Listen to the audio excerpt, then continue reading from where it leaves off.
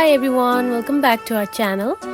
In today's video, I'm going to show you how to easily download the InShot app. So let's get started. First of all, find the App Store on your home screen and open it. Here you can find the search option at the bottom. Now select it. Now tap onto search bar and type InShot and then simply search it. Here you can find the InShot option. Now select the second one right here. Here you can find the cloud button. Simply tap on it. Now the process of downloading the app has begun.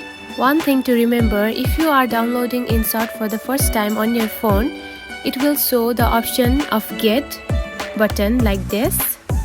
And then simply tap on to Get. Now wait for a few minutes. Finally, your app has been downloaded. Simply tap on to open the app. Now you can easily make videos on InShot app. Now here you can find your app on your home screen too. And that's it. Now you know how to download and get started with InShot. If you found this video helpful, don't forget to like and subscribe for more tips. Thanks for watching.